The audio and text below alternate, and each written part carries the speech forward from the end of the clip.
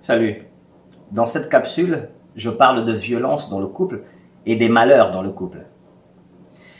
J'ai regroupé 5 points. Oui, 5 points. Je sais, tu te diras, mais Christian, qu'est-ce qu'il a avec toujours 5 points?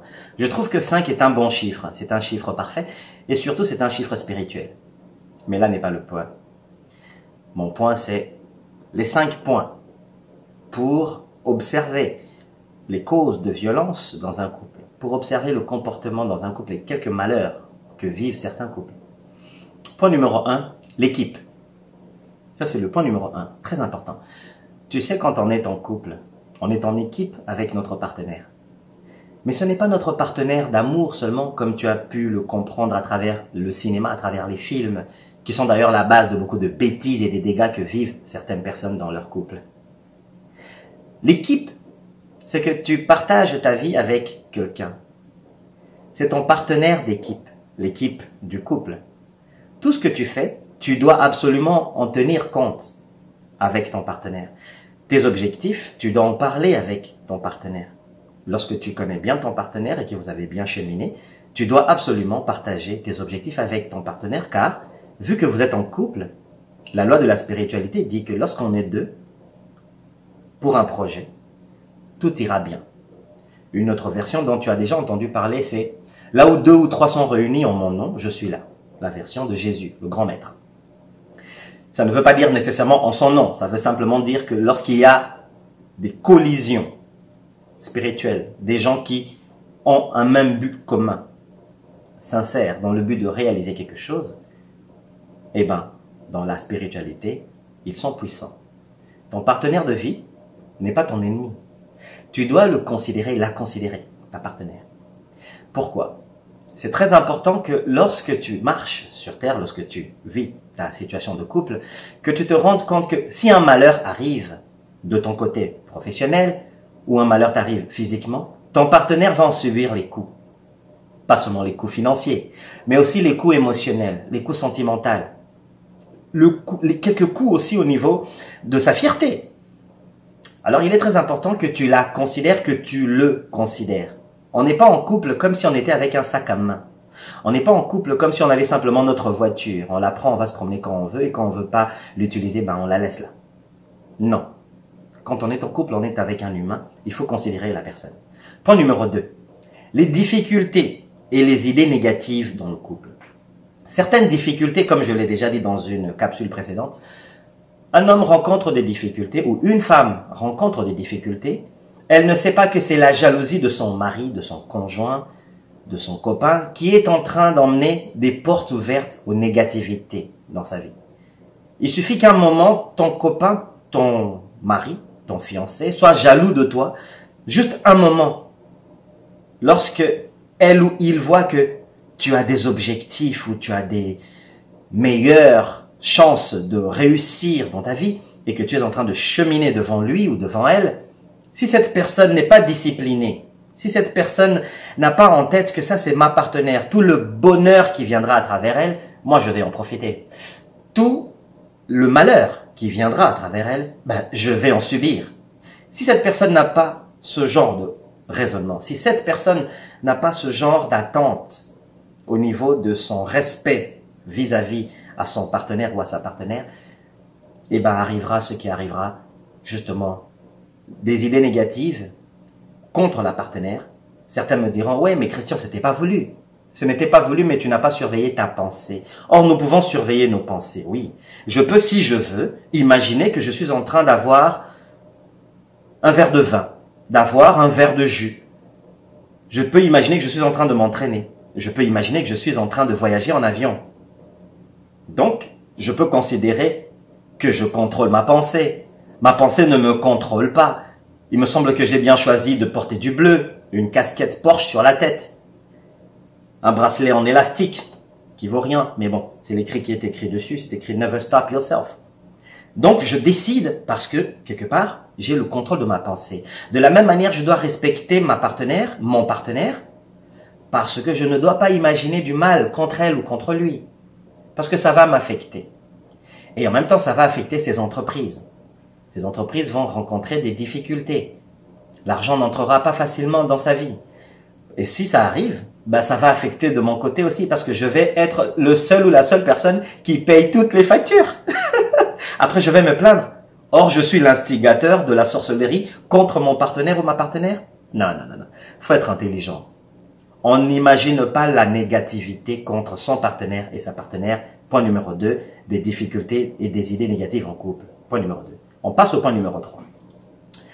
Quand on est en conflit, en dispute en couple, j'ai fait mes recherches depuis plusieurs années.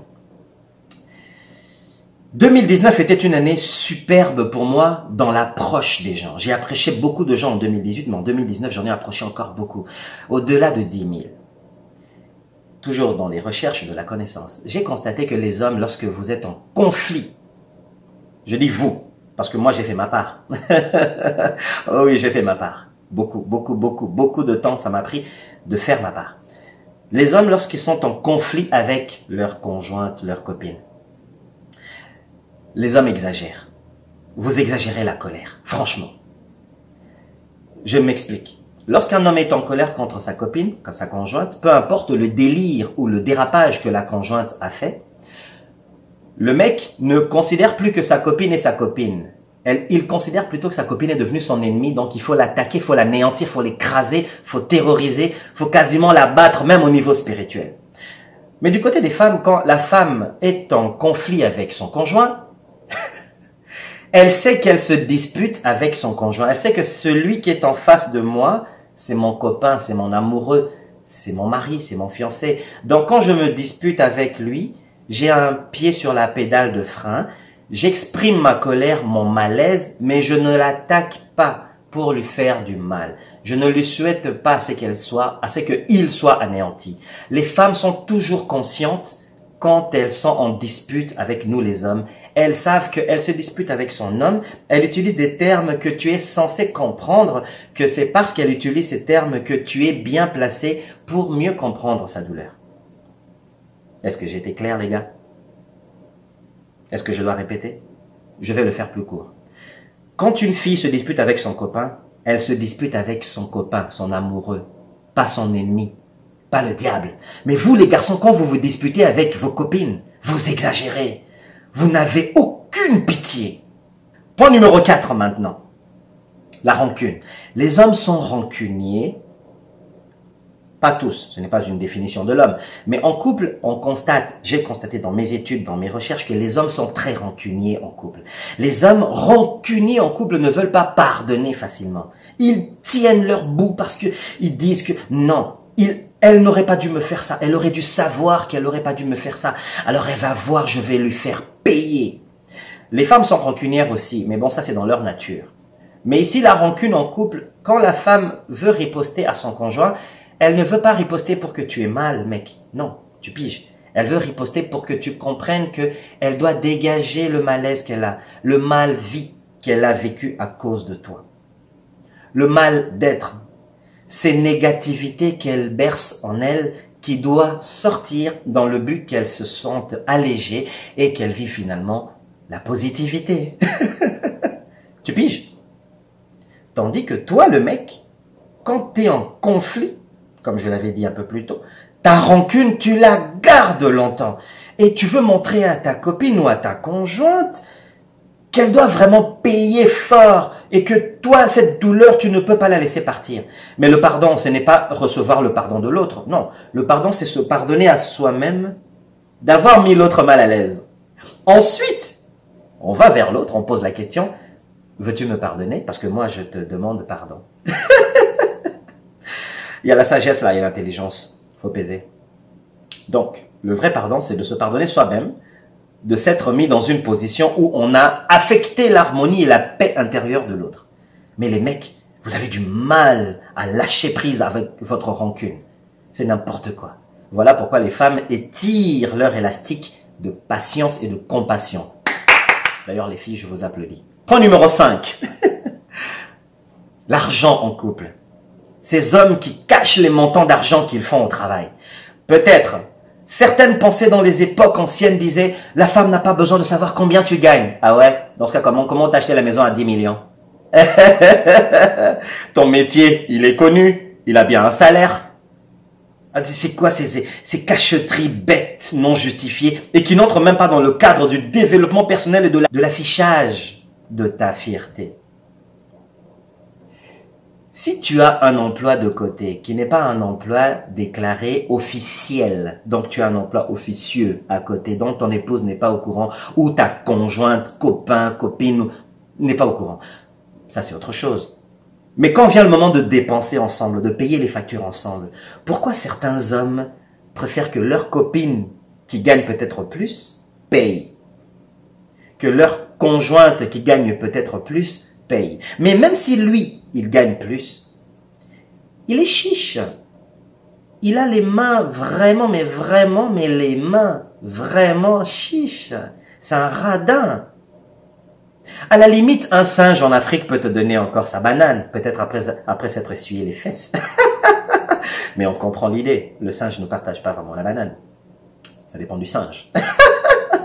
Mais les mecs qui n'aiment pas partager les factures, beaucoup de mes élèves, beaucoup de mes auditeurs, auditrices m'ont parlé de ces conjoints qui n'aiment pas montrer que quand on va au restaurant, je vais dépenser, je vais payer l'essence, je vais payer pour le voyage.